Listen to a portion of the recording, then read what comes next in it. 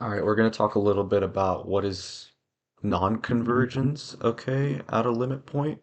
This is just a very straightforward definition, like just negating the definition that we had for convergence, which I'm going to go back to. Okay, a functional limit is basically when you have a function, okay, that's defined upon a domain that maps to the real numbers. C is a limit point of the domain A, right?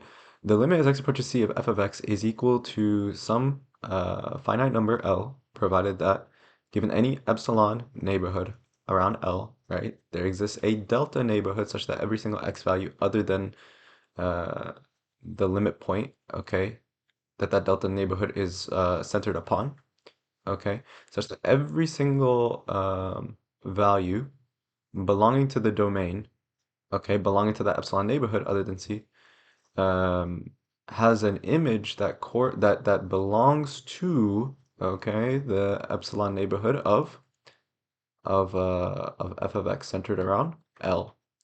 Okay. So what is non-convergent saying? Okay, you're assuming that you have a function defined upon all the values of x near C. Okay, in other words, C is a limit point. Okay, this is just another way of saying that. Okay. We say that the limit as x approaches C of f of x does not equal to a finite value L if for some epsilon bigger than 0, there is no value of delta bigger than 0, okay, satisfying absolute value of f of x minus L is smaller than epsilon whenever x, okay, is inside of the delta neighborhood centered um, upon the limit point A, right? Um, and I think we need to specify here, right, that x is belonging to the domain of f of x, right?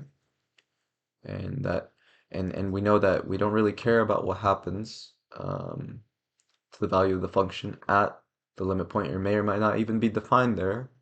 Okay. Um, so basically, okay, like you have this guy, right? Let's draw something where, at C the limit does not exist.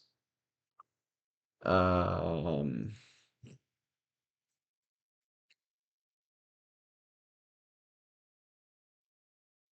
let's not even define it at C. Okay. What is the limit of this? Well, if I pick a big enough epsilon neighborhood, okay, I can find, let's say that that's there, and that's there. So actually all the values of the function are going to fall in this epsilon neighborhood, right? So can I find a delta neighborhood? Um, right, so this is, let's say like this is L, right? This is my proposed limit at C, right? Like that's somehow going to converge, the function somehow going to converge at this point. Okay, like right here. Okay, can I find a delta neighborhood where the value of the function, uh, its distance from L, okay, whenever x is inside that delta neighborhood, is going to be smaller than epsilon, where this is epsilon, right? So this is L, and then this guy right here is L minus epsilon. Okay, I'm actually going to switch to the color blue because I like blue. Okay. Um, this is pretty obvious, right? The function itself seems to be, um,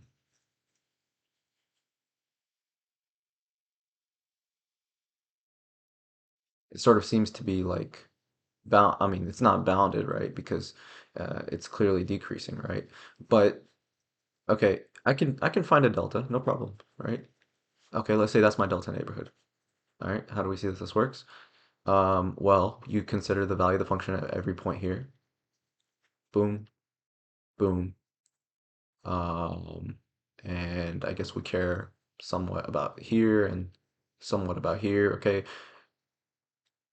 basically every single point here, right here, here, and so on, is going to be within that epsilon neighborhood. Okay, well, this is saying for some epsilon bigger than 0. So what if we shrinked, okay, what if we shrunk this epsilon neighborhood, okay, to where now we're only looking at, for example, this.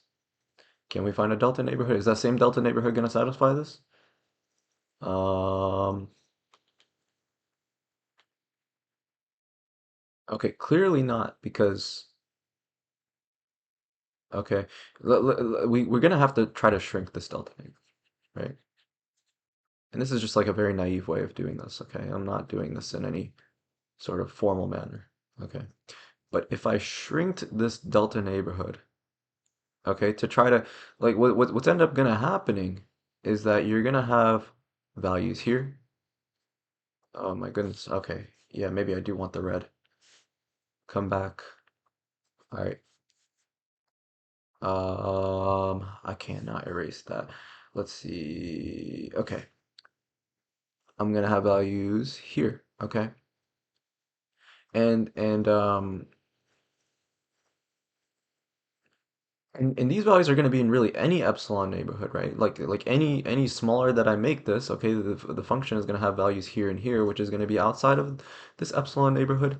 If I try to make it wider, well, that doesn't help in any manner, in any meaningful way either. Okay. So this definition is very straightforward, okay? It just comes from negating the functional limit definition. Um, I don't know if this is the most heuristic way, okay? I mean, it's far from it, right? Of doing a question like this, right? There's actually two ways to do this problem, right? And we're actually using just straight up the definition of convergence. We're just using its negation. Okay. So what we're gonna do is we're gonna try to come up with an epsilon bigger than zero, where no delta neighborhood centered upon zero, okay, will have all values, all will have all images of that subset, okay, being within that epsilon neighborhood, okay. Um, let's say we pick epsilon, okay, to be a half. Okay, this is pretty arbitrary, but we want to pick it like small enough, right? We don't want epsilon to be like huge, right? Because you can see clearly this function is bounded, right? So if we were to pick a delta neighborhood, right, around 0, right, it's possible that all the values of the function could be in an epsilon neighborhood, no doubt, right? It could be if we exceed it past, for example, if we exceed the epsilon to be uh more than 1, it looks like, right?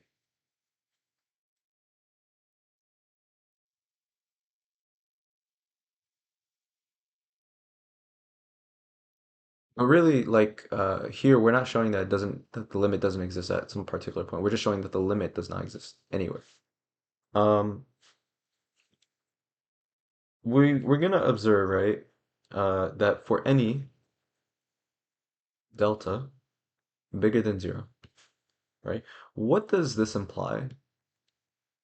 What does that imply? What that implies, okay, is that x is gonna live somewhere in between negative delta and delta. X is gonna live somewhere in between there. Okay. Um, and again, we know that x is not equal to c. Well, what we know, okay, is that this right here, okay, even excluding the value c, it's a subset of the real numbers, right? And any subset of the real numbers contains at least uh, or really infinitely many, but it contains, right, the intersection of this subset of the real numbers, and the rational numbers is not empty. And likewise, the intersection of this set, right? And this is really excluding, right? So this is really negative delta to delta, right? Excluding x being equal to c, right? Okay, if we want to be super fancy with it. But this subset, okay, its intersection with the non-rationals is also going to be empty, and that's by virtue of those two sets being dense in the real numbers, okay? So by virtue of the density of rationals and irrationals, we know that there exists a rational number R in Q, okay, such that, okay, R is going to be in negative delta to delta, right? Not including C.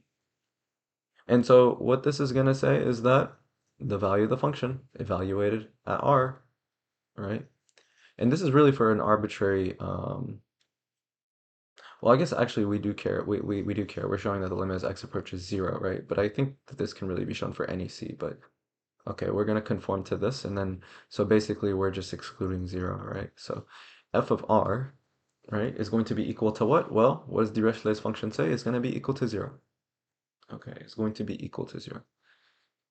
Um, so there we have it. Okay, so given a delta neighborhood, okay, no matter how small I pick it, okay, there's going to be one of these values is going to be in this delta neighborhood. Okay, let's say like right there. Okay, now what we are going to do is we're going to do the same thing. We're going to say that there exists an irrational number, right? There exists a irrational number, okay, such that, okay, this is going to follow for t, right? T is going to be a negative delta to delta, excluding the number 0. And that's going to imply that what? What is the value of the function evaluated at t? Well, if it's irrational, we just look at the piecewise definition. It's going to be equal to 1. So somewhere in here, we're going to have that it's equal to 1. Okay, now what is the problem here is that we chose epsilon to be a half. Um, okay, if we pick any number on this, okay, let's say, I mean, I don't know, maybe somebody thought this was the limit. I don't know why, but what would happen here, okay, is that if that's the limit, we got to find an epsilon neighborhood such that then given that an epsilon neighborhood, all the points inside that epsilon neighborhood other than 0 would have to live in here. I mean, that's clearly not the case, right?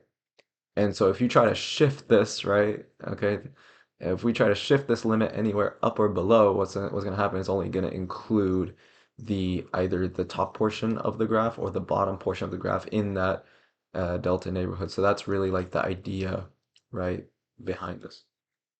Okay, so how do we show that in a somewhat formal sense? And I'm going to kind of copy off of my class notes here. Okay, I apologize if this infringes upon the copyright. Um, but we know that the absolute value of f of r minus the limit, the distance between f of r, 0, and the limit, it has to be what is going to be equal to 0 minus L, which is nothing more than the absolute value of L, right? And so whatever the limit is, that's going to have a distance of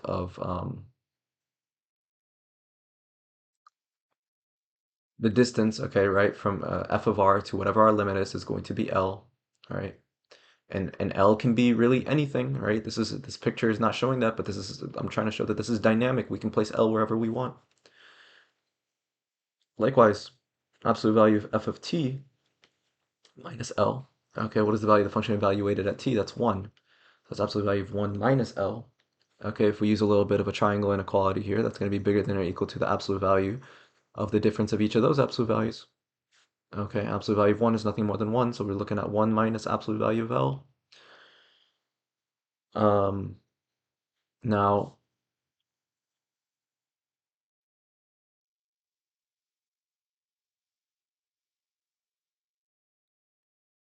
if we assume that the distance between f of r and L, right, that distance there is smaller than epsilon, right? Um, so let's see, how would that look like?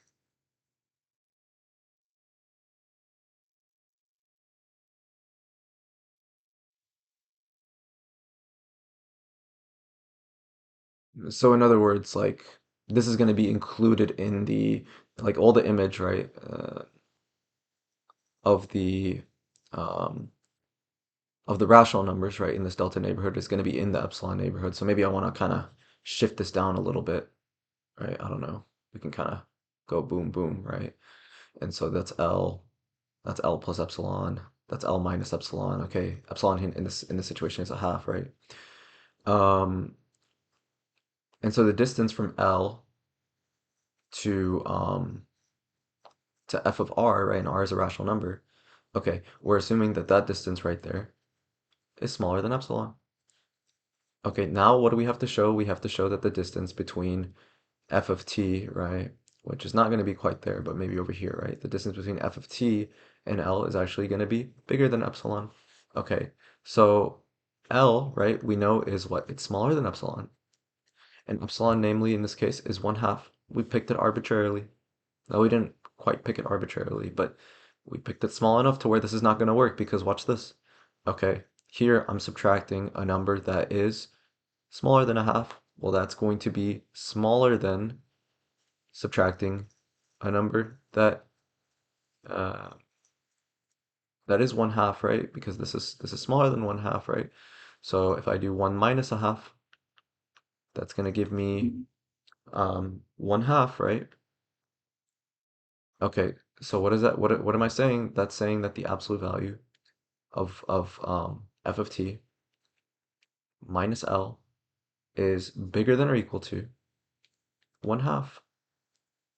Okay, and we've shown that basically that there exists a t in this neighborhood other than C, okay, whose image at that value, right, has a distance from the limit that is bigger than or equal to a epsilon.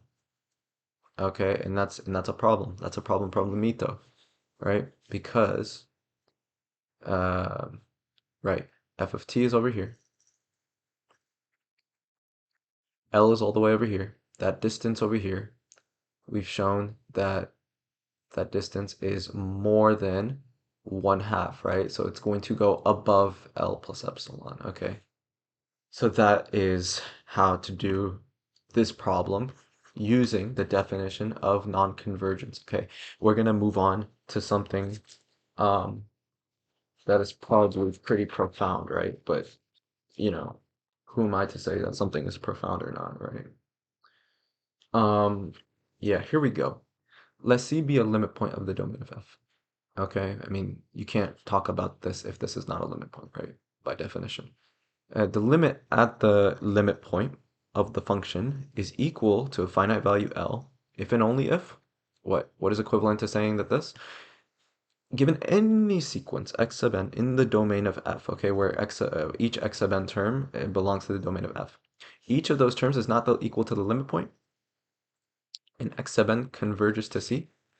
It follows that the image of the function, okay, converges to L. Okay, why do we have this stipulation here that x sub n is not equal to C? Because then you could have this sequence, okay, that converges to C.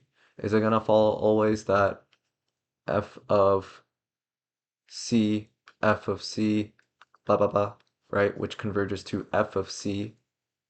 Um, is that always gonna go to the limit? Well, first of all, this doesn't even make any sense because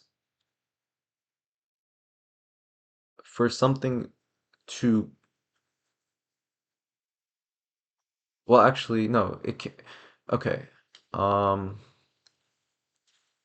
it could go to the limit. Okay, but first of all, this is not useful. It's not useful because this might not even be defined at C. So this might not even exist, right? It might not even exist. Secondly, okay, if we were to permit this, I believe it would not have any use case because it's not showing that it's showing that the same value that its distance from L is smaller than epsilon, and that's not really, it doesn't really reconcile with our definition for a limit. We want to take limits as x is tending towards C, right? C is a limit point. Okay.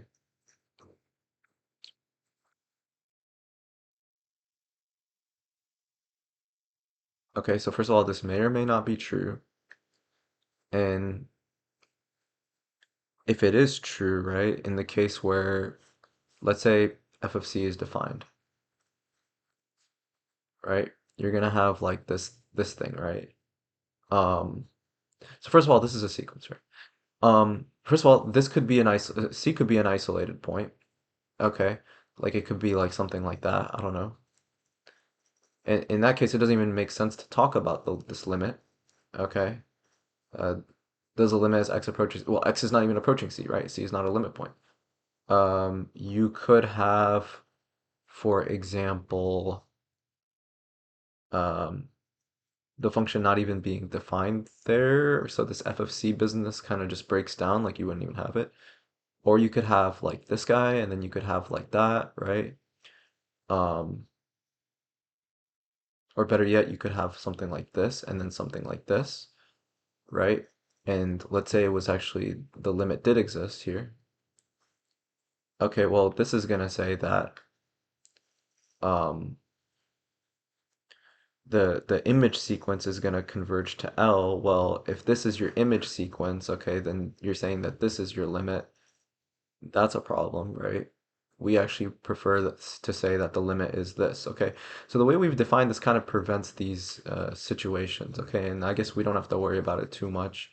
I just really like to think about this out loud. Helps me think about this a little bit. What I everything I said was probably incorrect. Who knows? Okay, so how are we gonna prove this? Okay, well, let's start with the forward direction, right? And I think actually I have this written down, so I'm gonna skip a slide. Okay, I'm gonna let the slides do the work for me. Suppose that the limit as x approaches c of f of x is equal to L, right? Okay, see, we're assuming here c is a limit point. And then we're going to let x sub n be a sequence, and we're doing a proof by construction, right? We're going to let x sub n be a sequence in the domain of f with the property that each x sub n is not equal to c, such that x sub n converges to c. Okay, definition of convergence.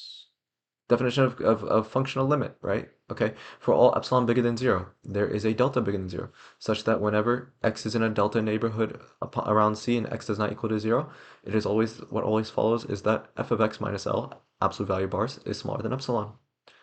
Okay, so what do we have so far?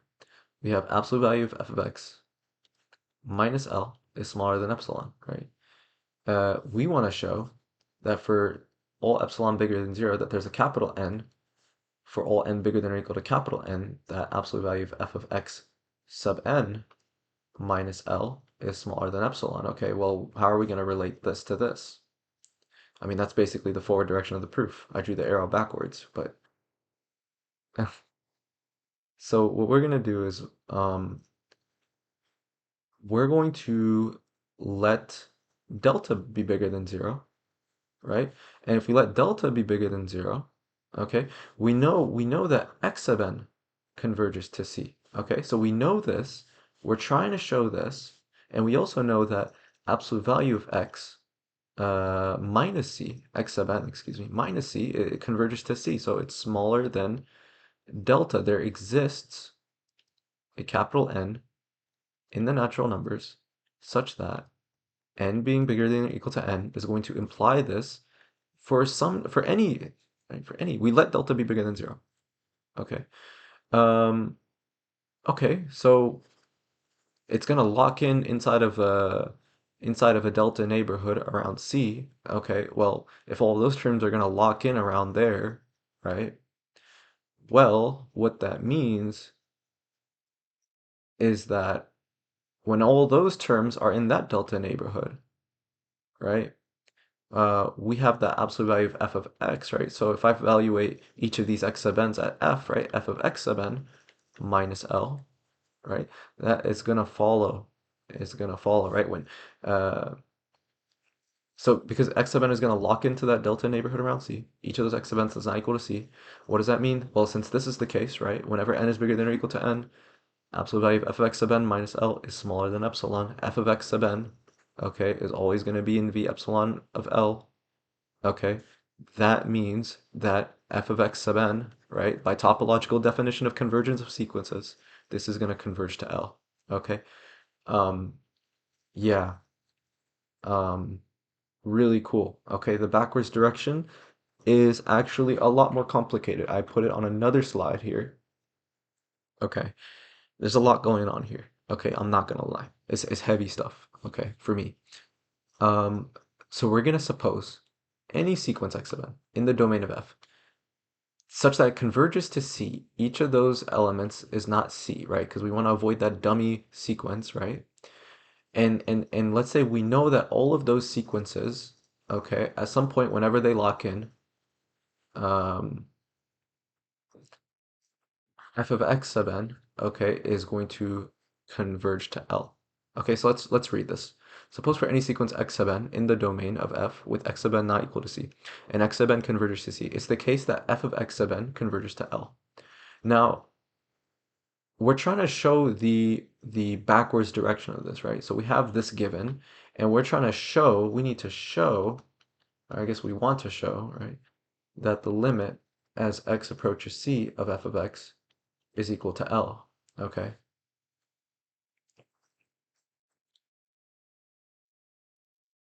And so the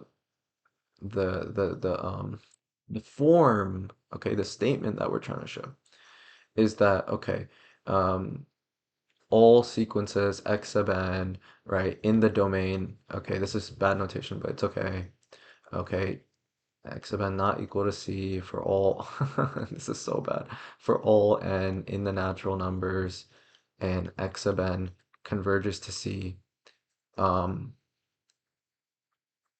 implies that f of x sub n, right, converges to L, that this entire statement, we're trying to show, we need to show, this is our goal, that the limit, okay, as x approaches c, of f of x equals L. And we're going to do a contrapositive proof. We're gonna actually assume that this is false, okay, and what should be the case is that this is false, right? Um, and so this is a contrapositive proof in the sense that okay, we're gonna start with assuming the consequent is false, okay, and that's gonna show that that this guy is false, but we're assuming that to be true, okay. So it's a contrapositive proof, but it's also a proof by contradiction, okay. Why? Because you're starting here and you're trying to get to here, okay. So in that sense, it's a contrapositive proof. Um, but you're actually assuming that oh no, sorry. It's contrapositive proof. So you're assuming that this is false, right? Assuming that this is false, and then you would have to show that this is false, right? But we're actually starting with this is false, and um,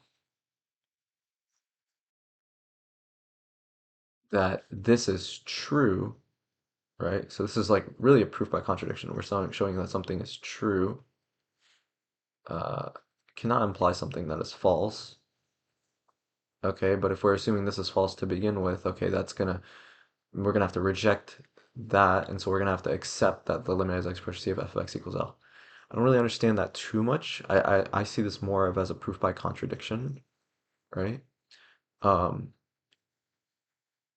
because again, you're assuming this to be true and you're assuming this to be false, right? But in what sense is this a proof by contrapositive? We're assuming this to be false, and then we would have to show that if this is false, then this guy would have to be false. So I think it's gonna follow basically. Okay, so both of these kind of it's a two-in-one type deal. Anyways, I don't want to harp on that too much. That just confused people, if anything. Totally did not help. Didn't help myself. Anyways, I'm rambling. Um, okay, suppose to the contrary that the limit as x approaches c of f of x does not equal to L. Okay, this is to say that there exists some particular epsilon bigger than 0, such that there's no delta, okay, such that uh, uh, the image, okay, of the function at some x value in this, or oh sorry, there's no delta bigger than 0, such that the distance within the image and L, um, and L is smaller than epsilon sub 0. Okay, whenever x is in here. Okay, so that means there's basically at least one x in here. Okay, in every delta neighborhood. okay, that's not going to satisfy this, okay? So we're going to construct a sequence x sub n where each x sub n does not equal to c, okay? And we're going to construct it in a way such that it will be in a delta neighborhood of c, okay? And x sub n is going to converge to c, but it's not just going to be any x sub n. Each x sub n will be chosen with the caveat that f of x sub n will not be in the um, epsilon neighborhood of L. And actually, what I really want to say here, I believe, is I want this to be an epsilon sub-zero neighborhood of L. Okay, it's that epsilon neighborhood of L where no delta neighborhood is going to satisfy that all the x's in that delta neighborhood, excluding A, will have images in the epsilon neighborhood, that particular epsilon neighborhood of L. So we're going to pick, okay, just for emphasis, right, an x sub n.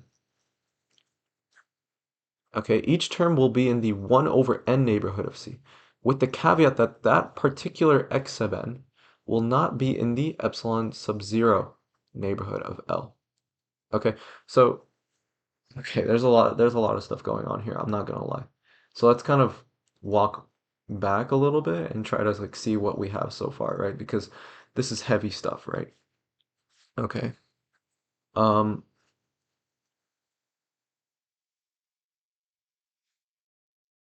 so what do we have? First of all, what are we assuming to be true? Okay, given any sequence x sub n in the domain of f, right, we'll call that A, x sub n not equal to c, x sub n converges to c, okay, given any of this, what always follows is that um, f of x sub n, right, all of this, I don't know what this notation is, but we're going to go with it, is going to go to L, okay? So basically, right,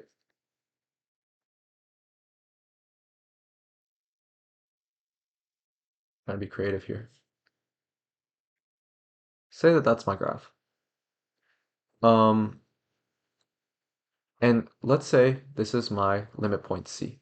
Okay, you're gonna have a sequence of x terms that converges to A, or that converges, a sequence of terms in the domain that's going to converge to C. Okay, and what that means is that, okay, that's going to converge to C. Okay, so at some point, all of those are going to lock into a delta neighborhood, right? Okay, now all of those terms are going to have an image, right? And we're going to say that the image, right, which is really going to be on this number line if we're talking about sequences, okay, that is going to converge, or it's going to stop at some point at L, right? Which is to say that that's going to be in, we can make this distance as small as we like, okay? So basically, okay, if this sequence converges, okay, well then that's great. I can make this neighborhood as tight as I would like to, and by assumption, okay, what's the case is that the images are going to converge to L, which means that I can make this neighborhood as tight as I would like. Okay, that's like the assumption, and that's like the intuitive sort of reason for why um, the limit as x approaches C. I mean, just look at this. I mean, this is exactly what we have for our diagram for functional convergence or for functional limits. I mean, given any, regardless of how small I make this, there's always going to be a corresponding a delta, right? Not, well, there exists a delta, right? Not a corresponding, but there exists a delta, right? Such that whenever x is in that delta neighborhood other than c, okay, the image, okay, of that function at those particular values are going to be in that epsilon neighborhood. Okay, so now we're supposing that this limit does not exist. Okay, that means that, okay, L plus epsilon sub 0, L minus epsilon sub 0. Okay, that particular epsilon neighborhood is going to have no delta neighborhood associated with it. Okay, so now we're going to assume here that this limit does not exist. Okay, well, I mean, clearly this picture shows that it exists. We're going to assume on the contrary that it does not exist. Okay, now we're going to construct a sequence x sub n. Each x sub n is not equal to c. Okay, they're going to be in a delta neighborhood of c. Okay, and x sub n is going to converge to c, but each x sub n will be chosen with the caveat that f of x sub n will not be in the epsilon sub 0 neighborhood of L. Okay, for example, okay, we're gonna start with the first term in our sequence. It's gonna be in the 1/1 neighborhood of C. So I'm gonna go to the right one unit, I'm gonna go to the left one unit. Okay, this is gonna be the widest interval. Right one unit, left one unit. Okay, just for exaggeration. Let me make it look kind of symmetric. Boom. C plus 1/1, C minus 1/1. Okay, we're gonna pick a term here, okay, such that the image of that is not going to be in uh, this particular epsilon sub 0 neighborhood. Okay. See, eventually what's going to happen is we're going to pick a term and it is going to be in there. Okay, that's kind of, okay, like the way this is drawn. Okay, but let's say this right here is our x sub 1, right? Because our sequence is x sub n. Yeah, and then we're going to, okay, reduce that neighborhood, okay, to a 1/2 neighborhood. We're going to pick on the x sub 2, right? And then eventually, okay, you go into a neighborhood and it's going to be like an x sub n. Okay, but the thing is, at some point, okay, this is gonna actually go there, and we actually need to show that. Okay, so we note that for all n in the natural numbers, okay, if what we're choosing, right, is outside of this neighborhood, that the distance between that and the limit, it has to be more than what? Epsilon sub 0. Okay, it has to be more than or equal to epsilon sub 0, right? The function could equal to L minus epsilon sub 0 or L plus epsilon sub 0, right? Okay, so this is an important fact, right? Moreover, we note that the way that we've chosen this sequence, right, it's going to converge to C. Okay, and this is sort of the pre-work that shows that, right? For all epsilon bigger than 0, we've shown that this kind of sequence where we're just picking terms other than the limit point, okay, just picking arbitrarily in the 1/1, 1/2, 1 over da da da da da 1 over n neighborhoods, that this converges, right? Whenever n is bigger than or equal to whatever epsilon you give me, any positive number. If I take the ceiling of the reciprocal of that epsilon, okay, um, that whenever n is bigger than or equal to that number, okay, all of these terms, okay, surrounding, um, and I believe I want this to be a C. Okay, yeah, I want this to be a C. Okay, so far I've tracked 3 typos. Okay, but the distance between x sub n and c, okay, is gonna be smaller than 1/n, which is smaller than or equal to, okay, that guy, 1 over the ceiling of 1 over epsilon, which is smaller than or equal to 1/1 over epsilon, which is equal to epsilon. And so that means that x sub n converges to c. And so by assumption, well, anything that converges to c, right, its image sequence converges to L. Okay. So somehow we've chosen terms, right, in a delta neighborhood, right? Because any delta neighborhood, right, if we assume the opposite, is going to have terms outside of the epsilon sub 0 neighborhood of L. Okay, but now look what happened. We picked these terms, right, that we assumed um, were outside, right?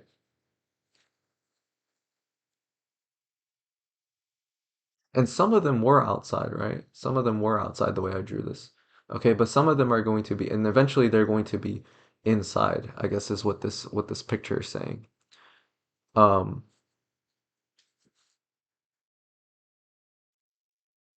but basically, okay, I've shown that this sequence converges to C. Okay. And so for all epsilon bigger than 0, specifically epsilon is equal to epsilon sub 0, there's a point at which whenever n is bigger than or equal to whatever that point is, right? Uh, the value of the function at each of those terms, okay, has to be smaller than epsilon sub zero. I said epsilon sub zero was an epsilon um, such that each f of x sub n minus L, right, was going to be bigger than or equal to epsilon sub zero. So that's our contradiction. Right, this clearly contradicts the distance of f of x sub n and L being bigger than or equal to epsilon sub zero for all n in the natural numbers. And so we're going to reject our assumption that the limit as x approaches c of f of x does not equal to L and conclude, okay, as it should be, that this limit uh, does approach L, okay? And so this really helps us now view functional limits in terms of something we already know, in terms of sequential limits, right? I have a sequence, um, x sub n. Each of those x sub n's does not equal to c. It converges to c. Okay, if I can show that the image sequence f of x sub n, right, that is going to eventually uh, converge to a point, okay, then we're going to say that the limit as x approaches c of f of x is equal to L. Okay. So what follows from this? Okay, we have a lot of tools that we have from sequential limits, right? Um, and so a lot of those like algebraic properties of limits of sequences, we can now apply them towards functional limits, and that's because of the algebraic limit theorem for sequences, okay? Limit as x approaches c of f of x equals L. Limit as x approaches c of g of x equals m. Okay, then all of these follow. So what ends up following from the sequential criterion for functional limits, using that in conjunction with the algebraic limit theorem for sequences, we can actually get all of these algebraic properties that we can apply on functional limits. Okay, so anything that we can do on sequences, we can also do on like functions, basically. And why does this work? Well, basically, if we know that this is the case, right? For example, for part A, I'll just show part A, right? Um, the rest of these are not too bad, right? I mean, the way the proofs work should be translated over from the sequence proofs, right? For algebraic limit theorem for sequences. But for example, this, right? What does this mean according to the sequential criterion? It means that given any x sub n that converges to C, where each x sub n is an element of the domain, and each x sub n does not equal to C. Okay, this follows the sequence f of x sub n, right? I'm gonna write it like this: the limit as n approaches infinity of f of x sub n of that sequence is going to be equal to L, right? That's by assumption. Okay. Well, what can we do here? Well, applying algebraic limit theorem for sequences. Okay, this implies that k limit n approaches infinity of f of x sub n. Well, actually, maybe I should write it like this: k f of x sub n is, and I can pull that k out. Okay, well that's equal to kl. And so, okay, given any sequence that's converging to C, okay, a constant multiplied by the image sequence, okay, is going to converge, which means that the function corresponding to the constant times f of x, right? Um,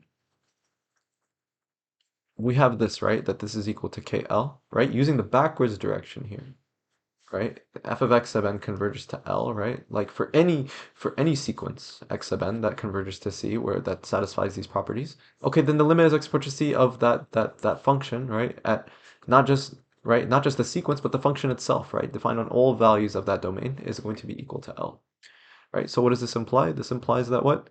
The limit as x approaches C of kf of x is going to be equal to KL. Okay, so what did we use here? We used the sequential criterion for functional limits, um, and then we used, okay, over here, what are we using? We're using the algebraic limit theorem for sequences, and then we're going back and translating this result using the backwards direction of the sequential criterion for functional limits. okay? And we get this. Okay, this is a nice result that we can apply for all functions, right? Okay, limit exists at a limit point of a function. Okay, then that limit times well, the limit at that limit point of constant times function is going to be constant times limit of f of x as x approaches c. All of these work very similarly, okay, and they're going to be proven via methods. At least to my understanding, I haven't tried this, but I'm pretty sure that they're just going to follow and just um, basically you can just do a parallel proof, um, just translating the proofs that we did for sequences, for algebraic limit theorem for sequences, and just carrying them over in terms of functional limits. And then we also had an order theorem, right, for sequences, right? And so likewise, we also have an order theorem for functional limits. C is a limit point, right? Oh, well, this exists, right? So obviously C is a limit point. It's equal to a finite value. Limit as x approaches C of g of x is equal to a finite value m. Okay, if f of x is smaller than or equal to g of x, okay, for all x in the domain, right? Then L is going to be smaller than or equal to M. Okay. Now, what's really useful, I mean, what we had on the past two slides was really useful, but we have another way, okay? Not going to say it's more heuristic, okay, but we have another way, another tool that we can use to prove that a function, okay, um, that a function as x approaches limit point C, okay, does not exist. How do we show this? Um, let f be a function defined on A. Let C be a limit point of A. If there exists two sequences, okay, we just need two sequences. Uh, each of those not never being equal to the limit point, each of those terms of each of those sequences. Um, if the limits both converge to the limit point, but we see that their image sequences do not converge to the same value, right? Um, then we can conclude that the functional limit uh, x approaches c of f of x does not exist.